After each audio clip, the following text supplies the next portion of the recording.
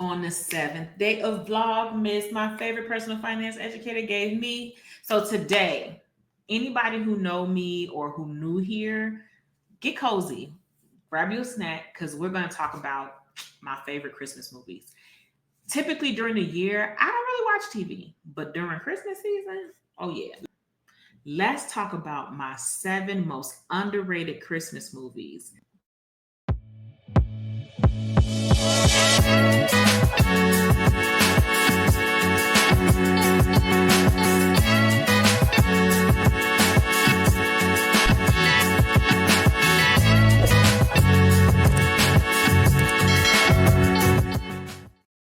Are y'all like me that y'all be dancing while the intro music is playing? Because I do. I be over here like, y'all can't see me, but I be over here jamming. I love music. Anytime during the year, my TV doesn't turn on.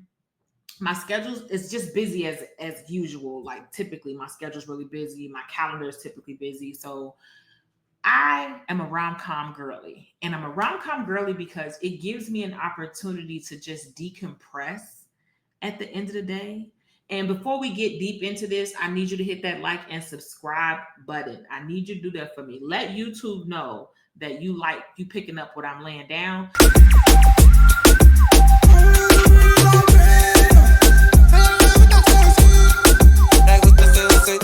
My tip for today is to give yourself a spending test. Start to pay attention and keep your eyes and ears open for when you spend the most. Is it something you do emotionally? Is it something that's related to comfort? Is it because it makes you feel better?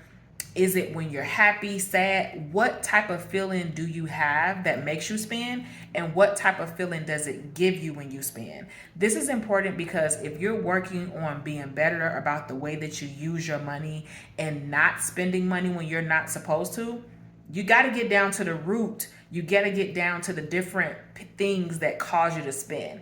I know we got advertisements. I know we got different marketing tactics that are in place to stop us from having better judgment when it comes to our budget. But we have to think and see what internal things and triggers do I have that contribute to my current money story. Because if you don't look within and figure out what those things are to correct them, they're going to still be there. So it does not matter if you get a windflow of money. It does not matter if you get a huge promotion and get a lot more money coming into your budget. You're going to still have the same spending habits, which means that you're going to end up back in the same situation or worse. Let's get back to today's video. Now, these movies, some of them, they're like older, but they're not old like classic movies. All of these, I feel like, are underrated. One thing I did learn too, a lot of times actors and actresses, you might not see them on the big screen. Don't make you think that they're not out here in these acting streets. Because I saw people like, oh, I didn't even know they were in this movie or that this movie even existed. So those are things to definitely be mindful of. But let's get into it. So we're going to get down into number 7. So the number 7 movie, and it being the number 7 doesn't necessarily mean that this movie is really bad. It doesn't mean that it's a horrible movie. It's it's a nice movie. That movie is Dear Christmas. And I like this movie because it's like your classic rom-com. It's your classic Christmas movie where you go back home, they're going back home for the holidays and you had this person who you didn't know that you like, but now you like, and then you end up back together. But I like the way that they twisted it and had them. It wasn't just like a boring plot. It was interesting and intriguing, I feel like, and it made me laugh. It made me chuckle a little bit. So I personally like this movie. It was very simple and straight to the point, but it had a nice warm and fuzzy feel. Okay.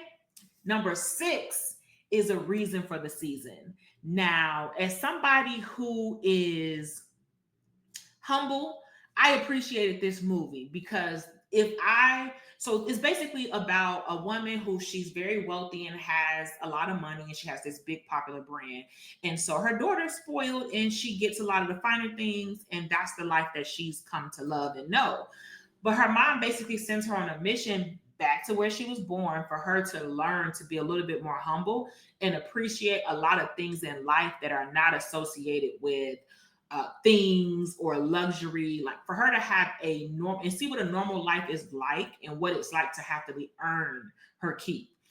I don't want to give too many details on all the movies because I don't want to ruin it for you if you want to go watch them. And then if you've seen any of these movies and you've seen them and you know which movies I'm talking about, comment down below. Did you like these movies too? Did you enjoy them? What was your favorite parts about them? Let's talk about it. Now, number 5. Now, number 5 had Keisha Knight Pulliam, which is from Rudy from The Cosby Show, if you don't know who that is. And she basically is a radio show host, and against her will, she has to go back to her hometown. And of course, at first, she's fighting, kicking, and screaming, but it's like, oh, whatever, all right, I'll do it. But she ends up, of course, finding love. And I like the way that they threw kind of like some plot twists in there, and they threw things in there to make there's always an upset. So let's just talk about rom-com movies as a whole. There's always some type of upset that happens somewhere in the movie where things, to make you think things aren't going to go well, and then they recover. I don't know anything about terminology of what that's called in plots and things like that. But this one definitely has a good one. It's children involved. It's a nice, lovely story. Some really great people and a really great town. I love the town feel of a lot of the old school and small towns that are typically in a lot of these Christmas movies. It's typically a lot of towns that have some really dope people who really care about each other, who work together and have a very big village mentality, which I've always appreciated. I feel like we go so much further together than you can by yourself. Now, number 4. Number 4 is You Light Up My Christmas. And number 4, I really like, well, it has Regine. I don't know her real name, but Regine used to play on this TV show called Living Single that I used to watch when I was younger. And I don't know what her real name is, unfortunately, and that's my fault. But I like this one because same plot. She had to go back home, but she had to go back home as a boss. She wasn't going back home because her boss sent her. She wasn't going because she didn't have to go. I mean, she wasn't going because she had to go as far as like someone was making her. She did have an obligation, which is why she went back. But in the meantime, she ran into her old love that they used to date and they really liked each other. But again, it had a plot twist though. Now, this one, I'm not going to lie, had me thinking that it wasn't going to work out between them. It had me thinking that maybe something else is going to happen. Like maybe it's not going to be, like it's going to be a happy ending, but not the one that you think. So I don't know. I really enjoyed it. It gave me those warm and fuzzy vibes.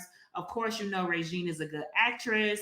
And I feel like one of the big points about this movie was that sometimes you got to stick to your roots and you got to stick to what feels good in your heart and not necessarily be chasing the money or chasing status or chasing this life that you think that you want to create for yourself, as opposed to being true to yourself, who you are and what really matters. I think that's the real important part of this movie. The next one is Christmas Noel. Coming in at number 3 is Christmas Noel. Now, again, we got Rudy. We got my girl Rudy. My girl Rudy been out here in these acting streets. You hear me? She plays a role where she is this big time. She basically does like interior designing, and she came from a really good school, and like her biggest competition, which is actually her husband, might I add, her real husband in real life, is an actor in the movie too. So I thought that was really dope. Well, I don't know if they're still married. I don't keep up with celebrity gossip, so I mean, I hope so, but I don't know. Y'all let me know in the comments. I don't really keep up with those things. I didn't even know that they were married until I was Googling to get the picture of the front so I could put the picture of the movie on this video. Before that, I had no clue. I'm like, oh, wait a minute. That's her real husband. And they had a baby together. Things you find out. But this movie got Patti LaBelle in it, and it's based in New Orleans, okay? It's based in New Orleans with them pralines. And if you've been to New Orleans and you've had them, you know. If you know, you know. New Orleans is a place I can go to at any given time and go and just eat, eat. Like, man, New Orleans hate to see me coming. Hate to see me coming. You hear me? I have a ball every time I touch down in New Orleans. I enjoy the food, the people. It's really just a great place that I love. I always have. Ever since the first time that I went to New Orleans, I have loved it. And so this movie is based in New Orleans, and it's around like a lot of classical and historical facts and about preserving them and about, you know, modern is good and new is good, but again, don't let go of what really matters and the root of things. And they're basically redesigning this home, and he wants to go super modern and change it and make it all futuristic, where she's like, well, let's keep the valuable and classic and historic parts that everybody knows and loves and represents New Orleans as a city, as opposed to changing all of that. So I think it's a good movie. Definitely get a chance to watch it. Let me know your thoughts, what you liked about it. Coming up at number 2 is Throwback Holiday. Now, y'all, I battled between number 2 and number 1. I really liked both of these top 2 movies. Number 2, I like because she basically learns that when you're in high school, the things that are important to you don't really matter. And she gets a chance to go back in time and go back to high school so she can see, you know, how things were, and she gets to see everything from a different perspective. That's maybe why I really like this movie so much, because it was all about perspectives. It was all about, she felt one way when she was in high school. She grew up, became an adult, and she got a chance to go back. And when she looked at different things that happened and different activities in her life and had the ability to influence a change in them, but she got a chance to see them from an adult lens, to see like, we was really wilding in high school. Like, that's, you know what I mean? That's what she was able to really see. And so because of that, she made different decisions based on now knowing that, you know, picking the high school scholar and sleeping with the high school football, you know, champion, or the football captain, most popular person, did not make them a good human being in the future. And that's the part that she realized. She was like the, you know, popular girl. He was the popular guy, and she had stayed with him in high school because he was the popular guy. And so realizing that that does not translate into good human, that does not translate into good husband. The character of the person is what determines if they're going to be a good human or a good person. So that's what she learned. And just the way that they did it and had it, I really love the way they put this together. It seemed like it was really good acting. So sometimes you watch Christmas movies and it's a little corny. I mean, I can keep it real. I still like them. I laugh at the corny jokes and the corniness and sometimes the bad acting, but I still enjoy them. And I mean, I like what I like. But I feel like this one has some really good acting. It was a really good stories, and I truly enjoyed this movie. So I highly recommend it. My number one, my number one most underrated Christmas movie. It was called. It has Tatiana Ali in it. And if you don't know who that is, Tatiana Ali was in the Fresh Prince of Bel Air. She was Ashley, the younger sister. And so in this movie, the name of it is Dear Secret Santa. This is my favorite right now. This is my favorite movie. And I know some of you might be surprised because you're like, if you've seen the movie and you're surprised, let me know. But I feel like I love the way this movie was. I love the plot twist that they entered, because I don't want to give away the movie in case you're going to watch it, but I'm going to tell you a little bit about a little bit. So again, she goes back home. So that's typically like, that's, we all know that's how the holiday movies start now. Okay. They go back home. They have to go back home to their home. And it's like, maybe that's the point of it all. Maybe the point of it all is that you have to go back home sometimes because you have to be reminded to go back to your roots. You have to be reminded, You know what I'm saying? To not forget what your core value was and what your core goals and motivations was. Sometimes we definitely need a reminder because we're out here in life. You got distractions, you got shiny object syndrome, you have all of this commercialization of things. And sometimes it can get very blurry and cluttered when it comes to actually being able to see clearly to your goals. So most of these holiday movies, they typically have them going back home and they typically realize something. They typically realize what they're currently chasing in life is not what they really want. They realize that they've been out of touch with what they really want because they've adopted these new wants, these new goals based on their new environment and just completely forgot or strayed away and distanced themselves from their core values and their real goals that really align with themselves, who they are as a person, and who would really make them happy. So the number one, my most favorite underrated Christmas movie is called Dear Secret Santa.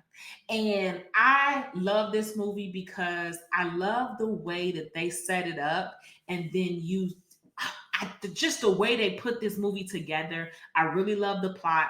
I really loved the I don't want to tell you. I don't want to tell you what I really love because if I tell you, that's going to tell you the movie. So that's why I don't want to tell you that part.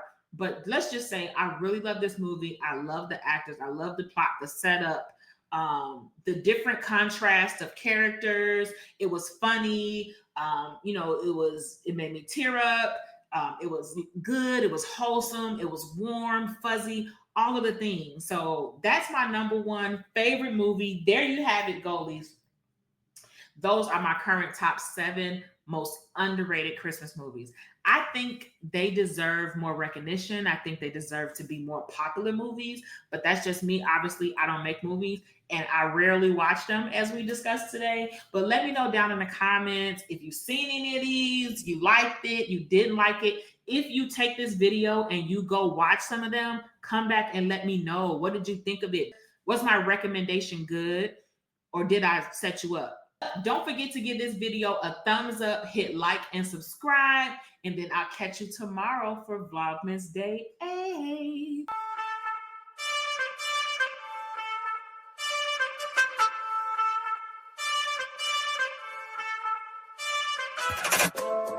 8.